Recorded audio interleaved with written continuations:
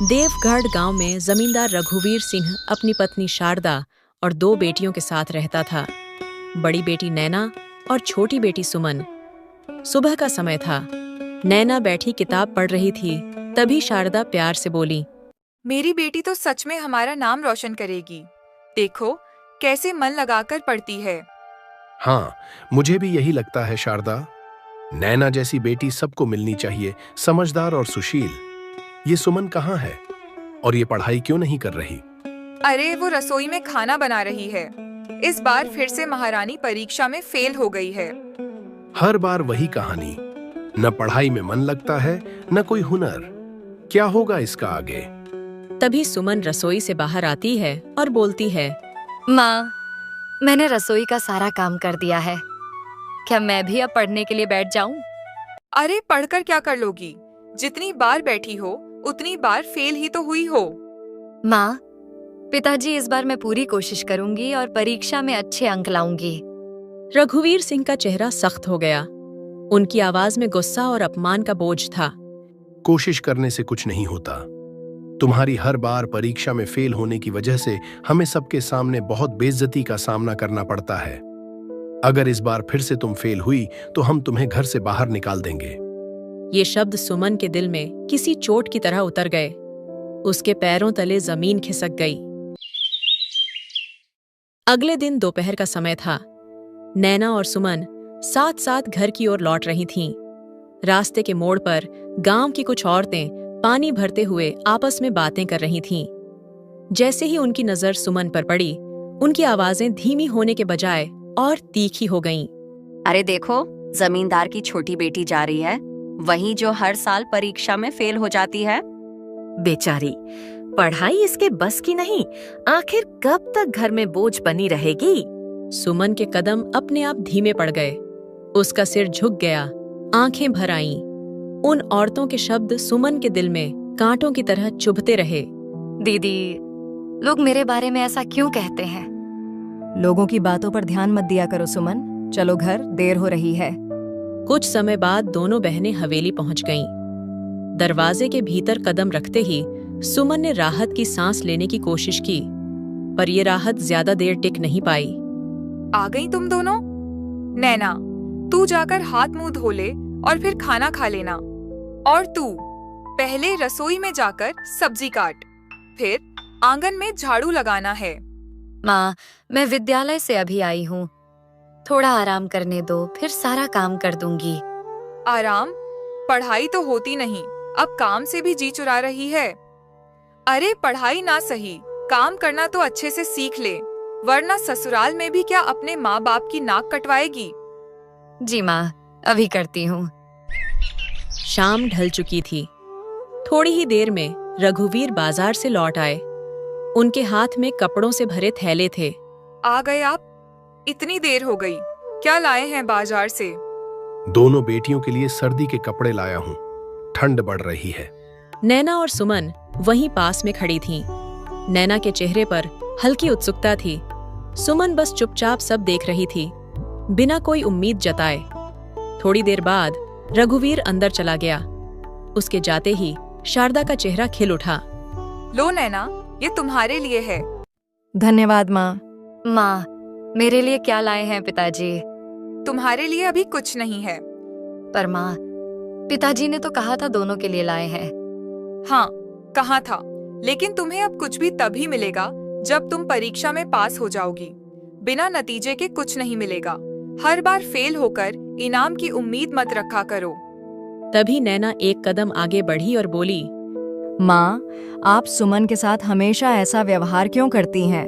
वो भी तो कोशिश कर रही है और ठंड तो सबको लगती है। नैना, तुम बीच में मत बोलो। तुम्हें पढ़ाई पर ध्यान देना है, इन सब बातों पर नहीं। नैना चुप हो गई, पर चेहरे से खुशी गायब हो चुकी थी। सुमन की आंखें भर आईं। उसने बिना कुछ कहे सिर झुका लिया। रात गहराती जा रही थी। हवेली में सन्नाटा पसरा हुआ था। सब सो चुके थे। सुमन चुपचाप फर्श पर बैठी अपनी किताब खोलने की कोशिश कर रही थी। तभी नैना अंदर आती है और बोलती है, अरे सुमन, तू अभी तक जाग रही है? नींद नहीं आ रही थी दीदी, सोचा थोड़ा पढ़ ही लूं।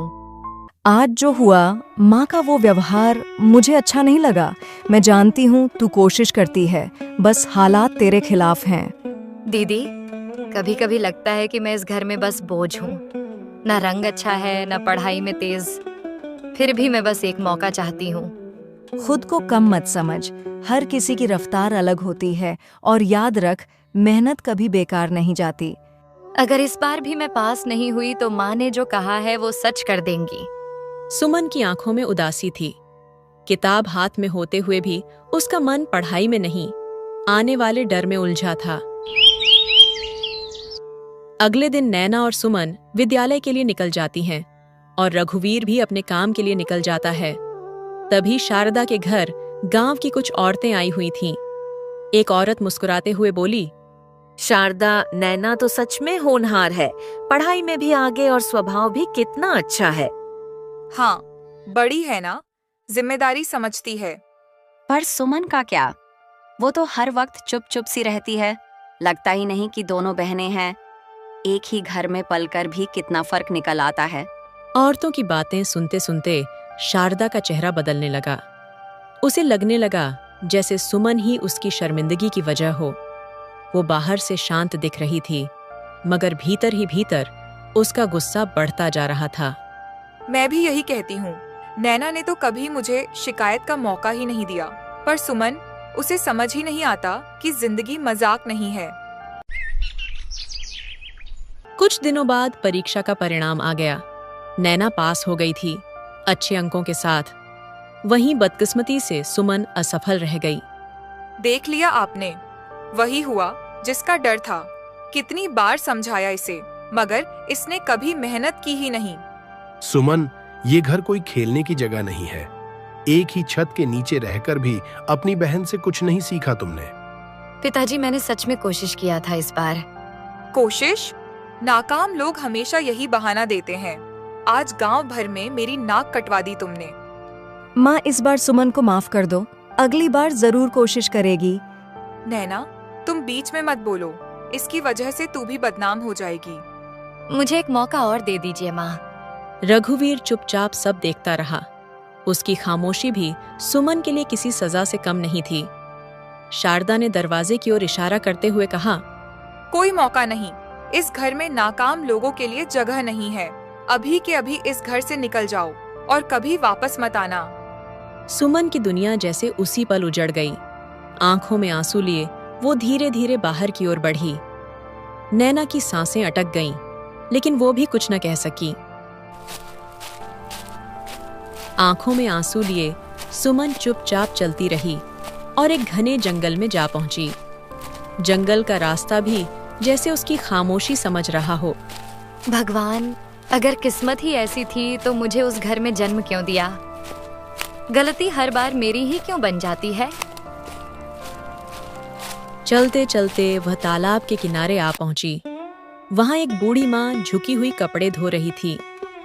कांपते हाथ और थका चेहरा देखकर सुमन वहीं ठहर गई। अरे माँ, तुम्हारे घर में कोई नहीं जो तुम्हारे कपड़े धो दे? तुम्हें तो बहुत तकलीफ हो रही होगी। क्या करूं बेटी, बुढ़ापे में बेटा बहू ने घर से निकाल दिया। थोड़े से बर्तन देकर कह दिया, अब जहां मन हो वहीं रहो। अब अपने कपड़े तो खुद ही धोने पड़ेंगे।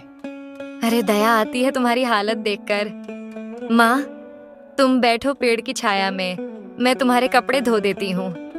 रहने दे बेटी, ठंड लग जाएगी तुझे, मैं खुद ही कर लूंगी। वैसे भी रोज तू मदद के लिए नहीं आएगी। रोज ना सही, आज तो कर सकती हूँ ना। अब और बहस मत करो, बैठो आराम से। अब तू इतनी विनती कर रही है तो ठीक है, मैं थोड़ा बैठ लेती हूँ। फिर वह बूढ़ी माँ एक पेड़ के नीचे बैठ जाती है। हवा के हल्के झोंकों के बीच सुमन कपड़े धोने लगती है।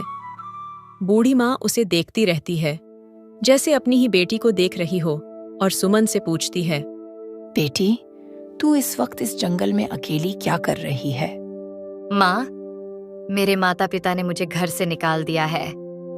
उन्होंने बोला कि उनके घर में मेरे लिए कोई जगह नहीं है। सुमन धीरे धीरे बूढ़ी माँ को सारी बातें बताती है। बोलते बोलते उसकी आंखों से आंसू बह निकले। बूढ़ी माँ खामोशी से सुनती रही। उसकी आंखें भी नम हो गईं।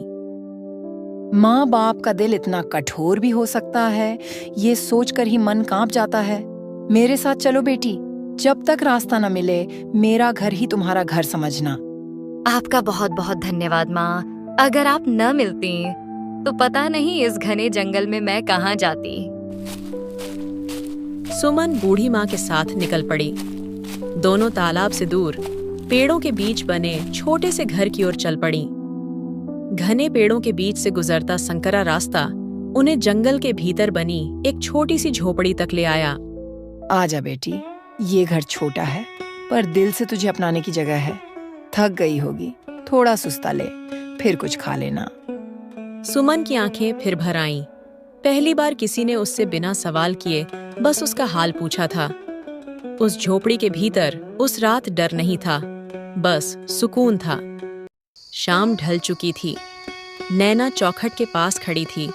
उसकी नजर बार बार रास्ते की ओर जाती, जैसे हर आहट में उसे सुमन के कदमों की उम्मीद हो। माँ, पता नहीं सुमन कहाँ होगी। इतना समय हो गया है। आपने तो उसे बस इतनी सी बात के लिए घर से बाहर निकाल दिया था। माँ, क्या आपको उसकी याद नहीं आती? जिस लड़की को घर की इज्जत की कोई कदर नहीं, जो हर बार हमें शर्मिंदा करे, उसकी याद क्यों आए मुझे? माँ, वो भी तो आपकी बेटी है। गलती एक बार होती है नैना। जो बार बार गिरे उसे संभालने का ठेका मेरा नहीं। जिसे जाना था वो चली गई। अगली सुबह शारदा ने देखा कि गांव में असामान्य हलचल थी। लोग अपने काम छोड़कर चौराहे की ओर जा रहे थे। उत्सुकता में शारदा भी वहां पहुंची। चौराहे पर भारी भीड़ जमा थी। बीच में देवगढ़ राज्य के सिपाही खड़े थे और उनके सामने राज्य के मंत्री घोषणा कर रहे थे। सुनो सुनो, महाराज का हुक्म है। राजमहल में राजकुमार के लिए योग्य कन्या का चयन किया जाएगा। राज्य की सभी योग्य कन्याओं को अवसर दिया जाएगा। चयन परीक्षा द्वारा होगा। जो परीक्षा में उत्तीर्ण होगी वही बनेगी राजकुमार की दुल्हन। ये घोषणा सुनते ही शारदा के चेहरे पर चमक आ गई। उसके मन में तुरंत नैना का चेहरा उभर आया। मेरी नैना समझदार और पढ़ी लिखी है। योग्यता की कसौटी पर वही खरी उतरेगी। मुझे पूरा विश्वास है कि मेरी नैना ही राजकुमार की दुल्हन बनेगी। कुछ ही देर बाद वही खबर बूढ़ी माँ के कानों तक पहुंची। आंखों में चमक और चेहरे पर उत्साह लिए वो तेज तेज कदम बढ़ाती हुई अपनी झोपड़ी की ओर बढ़ चली। बेटी, क्या तुझे पता है, आज राजा के लोग पूरे गांव में नगाड़ा बजाकर खबर सुना रहे थे। हमारे राजा अपने राजकुमार के लिए योग्य कन्या ढूंढ रहे हैं। तो उसमें हमारा क्या भला माँ? राजकुमार तो किसी राजकन्या से ही शादी करेंगे। तुम्हें हमारे राजा के बारे में कुछ पता ही नहीं। वो बहुत नेक इंसान है और वैसे भी राजकुमार किसी को यूं ही नहीं चुनेगा। एक परीक्षा होगी। जो उस परीक्षा में विजयी होगी वही बनेगी राजकुमार की दुल्हन। बूढ़ी माँ ने जब पूरी बात सुमन को बताई तो उसे लगा ऐसे अवसर उस जैसे लोगों के लिए नहीं होते। लेकिन बूढ़ी माँ का विश्वास शब्दों से ज्यादा गहरा था। आने वाली परीक्षा किस्मत नहीं, योग्यता तय करेगी। दूसरी ओर शारदा के चेहरे पर उत्सुकता और हल्की बेचैनी साफ झलक रही थी। शारदा ने बिना देर किए रघुवीर को यह बात बताई। क्या आपको पता है, आज गांव में बड़ी खबर सुनने को मिली है। कैसी खबर? राजा के लोग पूरे गांव में ढिंडोरा पीट रहे थे। राजकुमार के लिए योग्य कन्या की तलाश हो रही है।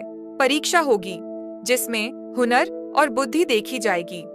और मुझे लगता है हमारी नैना से बेहतर लड़की कौन ही है इस गांव में। हाँ, ये बात तो तुम सही कह रही हो शारदा। नैना जैसी पढ़ी लिखी और समझदार लड़की पूरे गांव में नहीं है। अगर किस्मत ने साथ दिया तो हमारी बेटी की जिंदगी बदल सकती है। और अगर ऐसा हुआ तो ये हवेली और हमारा नाम सब और ऊंचा हो जाएगा। इधर राजमहल के शांत कक्ष में राजा गंभीर मुद्रा में बैठे हैं।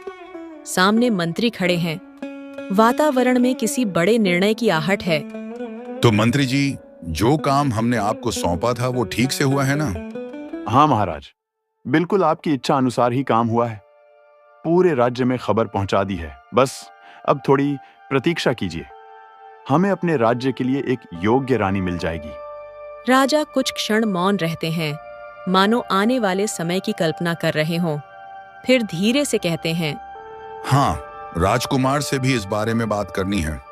उसे अभी कुछ बताया नहीं गया है, पर मुझे विश्वास है कि मेरे निर्णय से वो असहमत नहीं होगा। बात तो सही है आपकी महाराज, मुझे भी ऐसा ही लगता है। अब मैं राजकुमार को बुलाता हूँ। फिर मंत्री जी राजकुमार को बुलाते हैं। पिताजी, आपने मुझे तुरंत बुलाया। सब ठीक तो है ना? आपकी तबीयत तो ठीक है ना? हाँ बेटा, अब शरीर पहले जैसा कहाँ रहा। जैसे दीमक लकड़ी को खा जाती है, वैसे ही बुढ़ापा शरीर को अंदर से कमजोर कर देता है। इसीलिए तुम्हारे और इस राज्य के भविष्य के लिए कुछ निर्णय लेने हैं। पिताजी, आपके जैसा अच्छा राजा हमारे ही नहीं, पूरे राज्य के लिए वरदान है। पर मैं हमेशा नहीं रहूंगा पुत्र, इसीलिए चाहता हूं कि तुम्हें अब शासन की जिम्मेदारी दूं और तुम्हारे विवाह के लिए कन्या की तलाश जारी हो चुकी है। आप मेरे पिता हैं, आप जो भी निर्णय लेंगे वही मेरे लिए उचित होगा। मुझे आप पर पूरा विश्वास है। तो सब तय रहा, बस अब एक योग्य कन्या का चयन बाकी है, वो भी जल्दी हो जाएगा। तुम मेरे साथ रहना पुत्र। पिताजी, आप निश्चिंत रहिए, मैं हमेशा आपके साथ रहूंगा। राजमहल के विशाल प्रांगण में आज विशेष हलचल थी। दूर दूर से आई कन्याएं सजी संवरी पंक्तियों में खड़ी थीं। एक ओर सुमन बूढ़ी मां के साथ खड़ी थी। साधारण वस्त्रों में होते हुए भी उसकी आंखों में उम्मीद झलक रही थी। तभी उसकी नजर नयना पर पड़ी, जो शारदा के साथ सजी संवरी खड़ी थी। सुमन खुशी से उनकी ओर बढ़ी। माँ, दीदी, आप लोग भी आए हैं? मुझे आप सबकी बहुत याद आती है। अरे, देखा है खुद को, यहाँ तेरे जैसी लड़की से राजकुमार शादी करेंगे, ऐसा सोचा भी कैसे तूने? अपनी जगह जाकर खड़ी रह, तमाशा मत बना। शारदा की बात सुनकर सुमन की आंखों में आंसू आ गया। वह बिना कुछ कहे बूढ़ी माँ के पास लौट आई। कुछ समय बाद राजा सभा में पधारते हैं। महाराज, राज्य की सबसे सुंदर और गुणी कन्याएं उपस्थित हैं। यदि आप आदेश दें तो परीक्षा आरंभ की जाए। हाँ, तो कुल मिलाकर तैयारी पूरी हो चुकी है। जी महाराज। तो फिर ठीक है, बुलाइए उन्हें। तभी सभा के एक कोने से शारदा आगे बढ़ती है। महाराज, ये मेरी बेटी नैना है। न केवल सुंदर है बल्कि गुणी भी है। रूप तो बाहरी चीज है, असली चीज है गुण। अच्छे व्यक्ति को सौंदर्य से नहीं, उसके स्वभाव से पहचाना जाता है। क्या तुम्हारी बेटी परीक्षा देने को तैयार है? हाँ हाँ, बिल्कुल महाराज। अच्छा, तो एक एक करके आगे बढ़ो और राजकुमार के हाथ से प्रत्येक एक बीज ले लो। कन्याएं क्रम से आगे आती हैं। कोई उत्साहित है, कोई घबराई हुई। बीज लेते समय हर एक के मन में अलग अलग उम्मीदें हैं। इन बीजों को गमले में लगाओ। जिसके बीज से पौधा उगेगा वही इस राज्य की भावी रानी बनेगी। अब तुम सब जा सकती हो, जाओ। सभा धीरे धीरे समाप्त होने लगती है। कन्याएं अपने अपने मन में प्रश्न और आशाएं लिए लौट जाती हैं। सुमन घर पहुंचकर एक गमले में वह बीज लगा रही होती है। उसके मन में बहुत से प्रश्न चल रहे होते हैं। वह बूढ़ी माँ से पूछती है, माँ, आपको क्या लगता है, क्या मेरे गमले में पौधा उग सकता है? बेटी, बीज उगे या न उगे ये हमारे हाथ में नहीं। हमारा काम सिर्फ सच्चाई से उसे लगाना है। अगर मन साफ हो तो खाली गमला भी गवाही बन जाता है। दूसरी ओर बड़े आंगन में नैना राजा द्वारा दिया गया बीज नए मिट्टी के गमले में लगा रही थी। शारदा उसके पास बैठी थी। ध्यान से लगाना नैना, ये मौका दोबारा नहीं मिलेगा। माँ, ये ठीक तो है ना? राजा को सिर्फ हरा पौधा चाहिए। नैना, सच क्या है वो कोई नहीं पूछेगा। अगली सुबह शारदा और नैना दोनों आंगन में रखे गमले के पास आकर खड़ी हो गईं। शारदा ने झुककर मिट्टी को देखा। वहां अब भी कोई हरियाली नहीं थी। अब तक तो कुछ निकल आना चाहिए था। ये बीज कहीं बेकार तो नहीं? माँ, हमने कल ही तो बीज लगाया है, थोड़ा समय तो देना पड़ेगा। शारदा ने गहरी सांस ली। वह कुछ कहे बिना भीतर चली गई, पर उसका मन अशांत था। रात गहरी हुई। घर में सब सो चुके थे। शारदा धीरे धीरे बाहर निकली। उसके हाथ में एक छोटा गुलाब का पौधा था। वह चारों ओर देखकर गमले के पास बैठ गई। नैना का भविष्य यूं मिट्टी में नहीं छोड़ सकती। गमले में पौधा तो उगाकर ही रहूंगी। उसने सावधानी से मिट्टी हटाई, बीज को निकालकर एक ओर रख दिया और गुलाब का पौधा गमले में जमा दिया। इधर सुमन सुबह सुबह अपने गमले के पास आकर बैठ गई। मिट्टी वैसी ही थी, न कोई अंकुर न कोई हरियाली। देखो माँ, मेरी किस्मत इतनी रूखी है कि इस बीज से भी कुछ नहीं निकला। बेटी, किस्मत को इतना दोष मत दे। अभी कुछ दिन बचे हैं, इंतजार करते हैं, पौधा निकल जाएगा।